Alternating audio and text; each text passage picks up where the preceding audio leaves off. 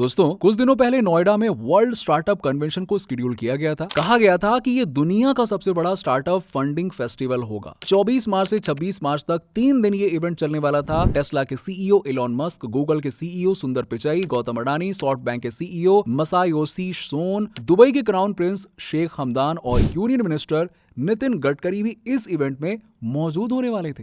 दुनिया का सबसे बड़ा स्टार्टअप फंडिंग फेस्टिवल जल्द ही इंडिया का सबसे बड़ा स्टार्टअप स्कैम बन गया। इवेंट के जो ऑर्गेनाइजर्स थे ल्यूक तलवार और अर्जुन चौधरी, इनको पुलिस को प्रोटेक्शन देनी पड़ी। अगर पुलिस नहीं आती ना तो यकीन मानिए पक्का लोग इनको पेल दे। बताया गया था कि 1500 वेंचर कैपिटलिस्ट, 9000 से भी ज्यादा एंजल इन्वेस्टर्स आएंगे और 75,000 स्टार्टअप्स इवेंट में आने वाले हैं। लेकिन हुआ ये कि इन्वेस्टर्स की जगह पे आ गई पुलिस और फंडिंग की जगह पे हो गई हैं पुलिस कंप्लेंट्स दर्ज। कुछ ही देर में लोग रिफंड के नारे लगाने लगे कि भैया हमारे पैसे वापस करो। चेतन भगत, राज शमानी, अंकुर वारिको और प्रफुल्ल बिल्लोरे जैसे कई इन्फ्लुएंसर्स ने भी जम के इस इवेंट को प्रमोट किया था सोशल मीडिया पे। खुद अश्नीर ग्रोवर को भी ये कहना पड़ा था। हालांकि अश्नीर ने अलग सिलसिले में ये कहा था, लेकिन उनके ओपिनियन से कुछ साफ पता चलता है। भाई अंकुर वारिको मेरा नाम एक सेंटेंस में नहीं लेना है, कुछ भी बोल दे, माँ बहन की गाली दे दो, कुछ नहीं बोलूंगा, अंकुर वारिको नहीं बोलना है। खैर, शायद आप इस पर कई वीडियोस और भी देख चुके होंगे, लेकिन हर स्कैम होने से पहले दस्तक देता है। इसीलिए इस वीडियो में हम 2023 के सबसे बड़े स्टार्टअप स्कैम के अलावा ये भी जानेंगे कि वो क्या इशारे थे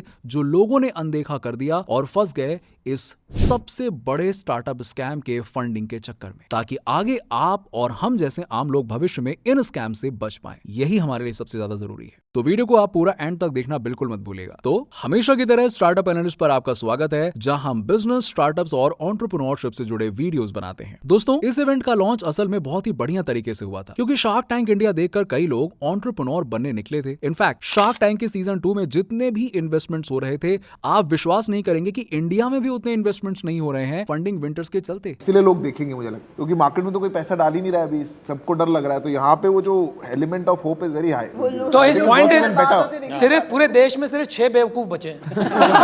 तो इस इवेंट ने शार्क टैंक के ऑडियंस को अच्छे से निचोड़ लिया, जिसमें आप और हम जैसे लोग ही आते हैं जो बिजनेस और स्टार्टअप्स की दुनिया में दिलचस्पी लेते हैं। तो शुरुआत असल में इवेंट से नहीं बल्कि एक कंपनी से हुई। ल्यूक तलवार और अर्जुन चौधरी ने मिलकर एक कंपनी खड़ी की। इस कंपनी का नाम है QO फंडर और इन को फाउंडर्स ने एक बहुत ही बड़े इवेंट की प्लानिंग की, जिसे नवंबर से प्रमोट करना शुरू कर दिया। और पहले तो इवेंट जनवरी में होने वाला था। प्रधानमंत्री नरेंद्र मोदी के साथ साथ इलॉन मस्क, सुंदर पिचाई, गौतम अडानी, मसायोशी सोन, ऐसे बड़े बड़े लोग आने वाले थे। ऊपर से इस इवेंट में इन्वेस्टर्स और स्टार्टअप्स को देखकर आप लोगों को भी लगेगा कि सच में कोई लेजिट इवेंट हो रहा है। इन इन्वेस्टर्स के अंडर $600 बिलियन के एसेट्स अंडर मैनेजमेंट बताए गए थे। इतने बड़े नाम देखकर लोगों ने टिकट्स पर धावा बोल दिया और ये टिकट्स की कीमत 5,000 से 14,000 तक रखी गई थी। लेकिन अब इस तस्वीर को हटाकर union road and transport minister Nitin Gadkari, health minister Mansukh Mandaviya की तस्वीर लगा दी गई। तस्वीर बदलने की वजह क्या थी? देखिए, ऐसा हो सकता है कि ऑर्गेनाइजर्स को भी लगा हो कि इलॉन मस्क या फिर सुंदर पिचाई आ रहे हैं, इस पर शायद कोई ज्यादा विश्वास नहीं करेगा, इसीलिए उन्होंने तस्वीरों को बदल दिया और इसे जनवरी से मार्च में पोस्टपोन कर दिया। हालांकि टिकट्स की बुकिंग हो चुकी थी और पैसे ले लिए गए थे लोगों से और गेस्ट को ही बदल दिया गया। यहीं पर समझ जाना चाहिए था कि भैया दाल में कुछ काला है। लेकिन उन्होंने फिर से विश्वास पैदा करने के लिए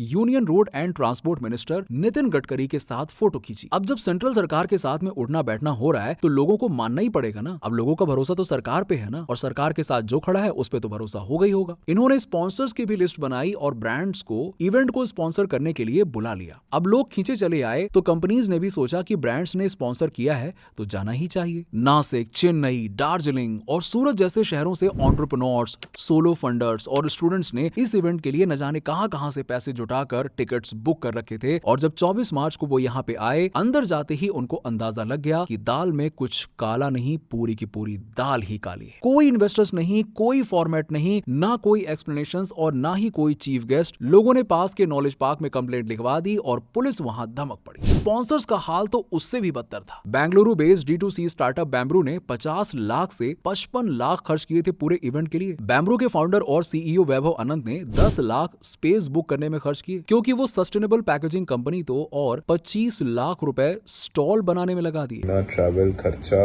it's so much. We have उसके बाद सैंपल्स डेवलपमेंट, जितने भी सैंपल्स बने या प्रोडक्ट्स बने जो हमें बनाने पड़े सिर्फ और सिर्फ इस स्टार्टअप कन्वेंशन के लिए, उसका खर्चा मिला के लगभग हमने 50 से 55 लाख रुपए इन्वेस्ट किए। उनके मुताबिक तो जब वो वहां पे गए तो एक दिन पहले उन्हें यहाँ तक बताया गया था कि नितिन गडकरी वर्चुअली भी आ सकते हैं। राधिका, उनको मैंने बोला ये तो फ्रॉड है, आप झूठ बोल रहे हो। बोले नहीं, नितिन गडकरी विल कम, शायद वो इवेंट वर्चुअली आएंगे और ये नहीं आएंगे। ऐसा सुनने में आया था कि दोनों फाउंडर्स ने एक नेटफ्लिक्स डॉक्यूमेंट्री को देखकर शायद ये करने का सोचा हो। इस डॉक्यूमेंट्री का नाम है fire, the greatest party that never happened. Bahamas के आइलैंड में एक बहुत बड़ी लग्जरी पार्टी थी, लेकिन स्टार्टअप फेस्टिवल के बजाय वो एक म्यूजिकल फेस्टिवल था। दावा था कि सारे ऐशो आराम की चीजें दी जाएंगी। केंडल जेनर, बेला हदीद, हैली बर्डविन जैसे कई सुपर मॉडल्स ने इस इवेंट को प्रमोट किया था, जैसे इस केस में अंकुर वारिको और राज शमानी जैसे इन्फ्लुएंसर्स ने प्रमोट किया था। तो अगर आप स्कैम का तरीका देखोगे तो एकदम हुबहू सेम दिखाई देगा। अब दोस्तों आते हैं सबसे बड़े सवाल पर। जितने भी लोग इस इवेंट में आए थे वो कोई ऐरे गहरे लोग नहीं थे। सोचकर देखिए ना, पढ़े लिखे एंटरप्रेन्योर्स, स्पीकर्स, इन्वेस्टर्स और बिजनेस लीडर्स फंस सकते हैं, तो आम बच्चे जिनमें एंटरप्रेन्योर बनने की चाह होती है वो क्या चीज है? अगर पढ़े लिखे एंटरप्रेन्योर जैसे कि बैम्ब्रू के फाउंडर और सीईओ वैभव आनंद जैसे ये लोग स्कैम का शिकार बन सकते हैं, तो आखिरकार इन स्कैम से बचा कैसे जाए, ये सबसे बड़ा सवाल है। दोस्तों एक बात याद रखना, शार्क टैंक के पॉपुलैरिटी के चलते इंडिया में भारी मात्रा में एंटरप्रेन्योर्स आने लगे हैं और इसी का फायदा कई नकली एंटरप्रेन्योर्स और स्कैमर्स उठाते हैं। ये स्कैमर्स मशहूर और चहीते चेहरों को प्रमोशन और एडवर्टाइजिंग के लिए इस्तेमाल करते हैं। रूल नंबर 1, पहला रूल है, सोशल मीडिया पर देखी गई या बताई गई हर बात का यूं ही भरोसा नहीं करना है, कभी भी नहीं करना है, फिर वो चाहे आपके सबसे फेवरेट क्रिएटर्स की बात क्यों ना हो। यूट्यूब पर जो इन्फ्लुएंसर्स और क्रिएटर्स होते हैं वो भी गलत हो सकते हैं, ये बात हमेशा मानकर चलना है। फिर उन्होंने कितना भी बड़ा बिजनेस क्यों ना बनाया हो, कितनी भी बड़ी कंपनी क्यों ना खड़ी कर ली हो, अंधभक्तों की तरह किसी को भी फॉलो करने से पहले उसकी जांच कर लेना चाहिए। सोशल मीडिया के जमाने में हर गली नुक्कड़ पर आपको ऐसे ही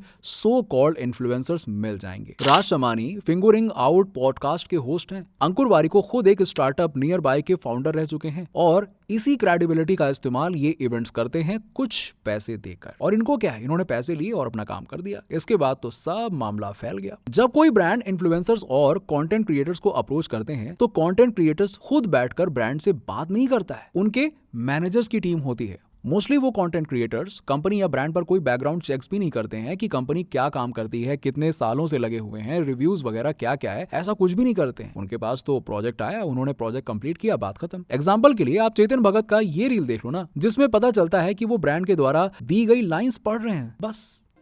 Beautiful little tray. It's from this brand called Kadam Heart. And you know what's even more beautiful is the story behind this brand and how this grew on Amazon. बिना किसी जांच पड़ताल के ये सो कॉल्ड इन्फ्लुएंसर्स भी शिकार बनते हैं। उनके करोड़ों फैंस भी सोचने लगते हैं कि अंकुर वारिको सर ने कहा है तो बिल्कुल सही कहा होगा, और यहीं पर स्कैमर्स लोगों को फंसा लेते हैं। ये हर वो तरीका अपनाते हैं जिससे लोगों को उन पर भरोसा हो। रूल नंबर 2, कई बार ऐसे स्कैम्स दस्तक देते हैं पर फंडिंग का गाजर देखकर लोग चले आते हैं। जैसे इन्फ्लुएंसर्स बैकग्राउंड चेक नहीं करते हैं, लोग भी बैकग्राउंड चेक्स नहीं करते हैं और इसीलिए शिकार बनते हैं। जैसे कि इलॉन मस्क सच में दुनिया के, इंडिया के नहीं, दुनिया के अब तक के सबसे बड़े स्टार्टअप कन्वेंशन में आते तो इसकी चर्चा नहीं होती क्या? क्या इलॉन मस्क खुद नहीं बताते क्या? खासकर इलॉन मस्क जो खुद ट्विटर पर कुछ ना कुछ ट्वीट करते रहते हैं, कहीं तो इस बात का जिक्र करते, हिंट देते कुछ तो होता। अगर आपने वर्ल्ड स्टार्टअप कन्वेंशन की एड्स देखी होगी तो कई लोगों के कमेंट सेक्शन पर रोक लगा दी गई थी। दोस्तों आपको इनके वेन्यू का लेआउट देखना चाहिए था, तो आपको समझ में आता कि किस लेवल पर प्लानिंग की गई थी। अब इनका ट्विटर अकाउंट भी एग्जिस्ट नहीं करता है,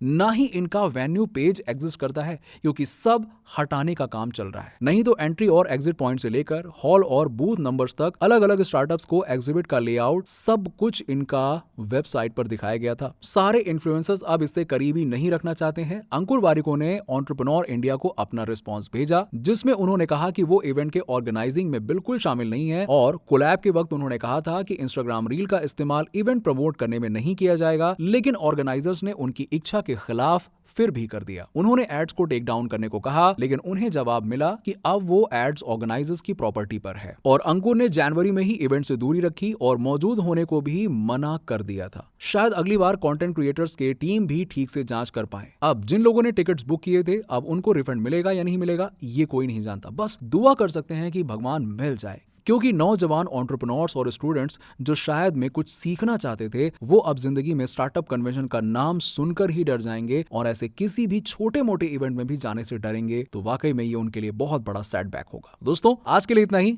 हमने ये नई सीरीज शुरू की है जिसमें हम हर रविवार को ब्रंच के वक्त आपके लिए सबसे बड़ी खबरों की कहानियां लेकर आएंगे। उम्मीद है कि आपको हमारी बाकी वीडियोस की तरह ये वाली भी वीडियो पसंद आ रही होगी। अगर आपको ऐसे टॉपिक पर वीडियोस देखना पसंद है तो चैनल को सब्सक्राइब करिए। मिलते हैं आपसे अगले वीडियो में, तब तक के लिए बाय बाय, टेक केयर।